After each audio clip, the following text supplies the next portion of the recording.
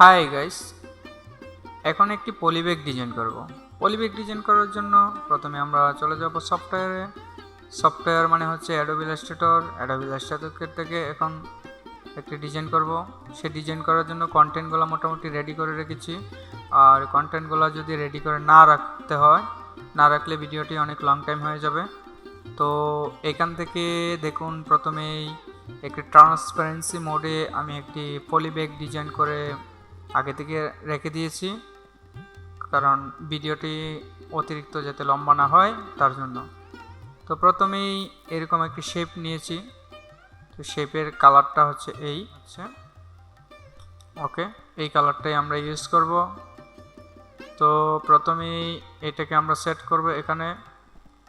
এখানে সেট করার জন্য দেখুন, এখানে মুড আমরা এটা পরে আসছি। তো এটার সাথে এখানে একটা এরকম একটা ইউজ করব। তো এটা কি করে বানাতে হয়, আমরা যাব ইলিপস টুল থেকে এরকম করে একটি ইলিপস টুল নিব, স্ট্রোকটি একটু বাড়িয়ে দিব। তো এখান থেকে ইফেক্ট থেকে এই জিজ অপশানটা সিলেক্ট করব। জিজ অপশানটা সিলেক্ট করার পর প্রিভিউ থেকে স্মুথ নিয়ে নিব। স্মুথ থেকে এখান থেকে একটু বাড়িয়ে দিব। এখানে রাইট গেজ পার সেগমেন্টটাও একটু বাড়িয়ে দিব। ওকে, বেশি হয়ে গেছে। ওকে, আপনাদের পরিমাণ মতো নিয়ে নেবেন। ঠিক এরকম একটি এই জিজ অপশান থেকে এটা করে নিলাম। তো এখান থেকে অবজেক্ট থেকে এক্সপান্ড অ্যাপিয়ারেন্স করে দিব। ঠিক আছে, এরকম করে আমি এই অপশানটা করে রেখেছি। তো এটা আমার লাগছে না। তো এইখানটায় দুইটা অবজেক্টটিকে মিডিল করে দিব। ওকে, মিডিল করার পর এখানে আমি আবার ইলিপস থেকে এই যে ইন্টারসেক্ট আসলে তখন মনে করবেন এটা হচ্ছে মিডিল পয়েন্ট। ওকে, এই একটি ইলিপস নিলাম। ইলিপস থেকে Ctrl+C Ctrl+V দিয়ে আমি আরেকটা কপি করব এখান থেকে। তো এটাকে আমি স্ট্রোক করব, স্ট্রোক কালারটা হোয়াইট করব। হোয়াইট থেকে একটু স্ট্রোকটা বাড়িয়ে দিব। ওকে, তো এইখানে Ctrl+T দিয়ে এখান থেকে আমরা নেক্সা বোল্ট ইউজ করব। নেক্সা থেকে এখানে লিখব লোগো হিয়ার। এটাকে ব্যাঙ্গে 2 লাইন করে দিব। 2 লাইন করে কালারটাকে হোয়াইট করব। এই দুইটাকে গ্রুপ করব। এই দুইটাকেও Ctrl+G দিয়ে গ্রুপ করব। এই দুইটা গ্রুপ করার পর এগুলোর সাথে সেন্টার করে দিব, লেখাটাও সেন্টার করে দিব। ওকে, আমার এখানে কাজ শেষ। তো এখান থেকে আমি এখন রেক্ট্যাঙ্গল টুল নিব। রেক্ট্যাঙ্গল টুল থেকে এরকম একটা কালার নিব। কালার নিয়ে আইড্রপার টুল থেকে এই কালারটি পেস্ট করব। এখানেও আছে, আমি এইটা নিলাম। এখান থেকে অ্যালাইনটা সুন্দর করে মিডল পয়েন্টে করে দিব। ওকে, এইখানে আমি একটা টাইপ রেখেছি কোম্পানি নেম দিয়ে। এটাকে হোয়াইট কালার দিব।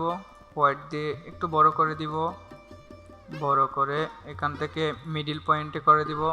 ওকে, হয়ে গেল।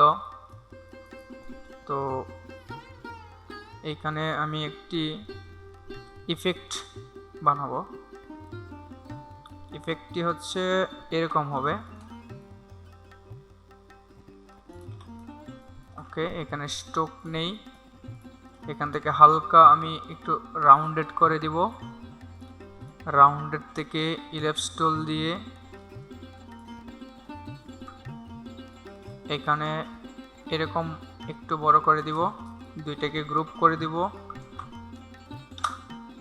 এখান থেকে এই রোটেট অপশনে ক্লিক করে ডাবল ক্লিক করে এখান থেকে 45 ডিগ্রি অ্যাঙ্গেল করে দিব। ওকে,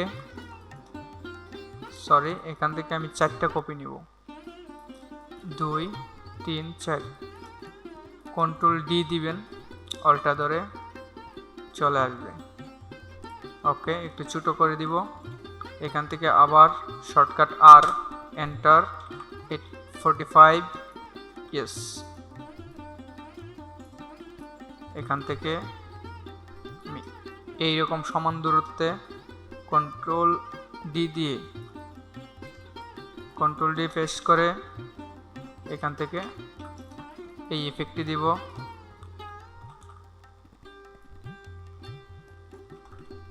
তো এই প্রত্যেকটাকে ধরে আমি গ্রুপ করে দিব। গ্রুপ করার পর এখানে একটি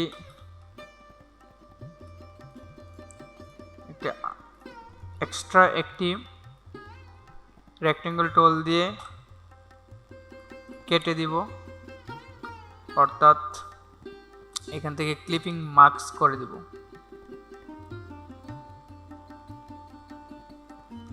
তো ক্লিপিং মার্কস করার জন্য হয়ে গেল। ঠিক এইটাকে আমি এই ইফেক্টটাকে নিচে দিব, আর প্রেস করে 180 দিয়ে 180 ডিগ্রি দিয়ে আমি এটাকে সেট করে দিব। ওকে, তারপরে এখান থেকে এটা উপরে দিব, এটাকে একটু উপরে দিব, দিয়ে এখানে আমি একটি অ্যাড্রেস হিয়ার নামে, এখানে আপনাদের অ্যাড্রেসের যে ঠিকানাটা থাকবে সেরকম করে একটি দিতে পারেন। লরেন্ট ইফসান, ইফসানটাকে আমি এখানে দিয়ে দিব। ওকে, এভাবে দেওয়ার পর সম্পূর্ণ ইফেক্টটা এটাকে ট্রান্সপারেন্সি করে দিব। আমার এখানে আনগ্রুপ করলে দেখতে পারবো। এখান থেকে একটা লেয়ার নিয়ে এটাকে আমি মাল্টিপ্লাই করে দিছি। মাল্টিপ্লাই করে দেওয়ার পরে ওই ব্যাকগ্রাউন্ডের সাথে মিলে গেছে। ওকে, তো ইউর অ্যাড্রেস হিয়ার, তারপরে এভাবে দিয়ে ওকে দিবেন। তো আমরা এখান থেকে একটি ব্যাকগ্রাউন্ড সেট করতে পারি। নিচে একটি ব্যাকগ্রাউন্ড দেব, দিয়ে এরকম করে একটি ব্যাকগ্রাউন্ড দিয়ে একটি শেডো করতে পারি। শেডো করলে দেখতে অনেকটা সুন্দর লাগবে। তো এই হচ্ছে পলিব্যাগ ডিজাইন। এইভাবে আপনারা একটি পলিব্যাগ সুন্দর করে একটি পলিব্যাগ ডিজাইন করতে পারেন, কোম্পানির জন্য, নিজের জন্য, অথবা কোনো ক্লায়েন্টের জন্য। ঠিক আছে, ধন্যবাদ সকলকে ভিডিওটি দেখার জন্য। ভিডিওটি দেখে যদি কোনো উপকারে আসে, আপনার ডিজাইন সংক্রান্ত কোনো তথ্য অথবা কোনো প্রশ্ন থাকলে কমেন্টস বক্সে লিখে জানাতে পারেন, আর আমি যথাসম্ভব চেষ্টা করব। ধন্যবাদ সকলকে। ভালো লাগলে অবশ্যই সাবস্ক্রাইব করে রাখবেন চ্যানেলটাকে। ধন্যবাদ।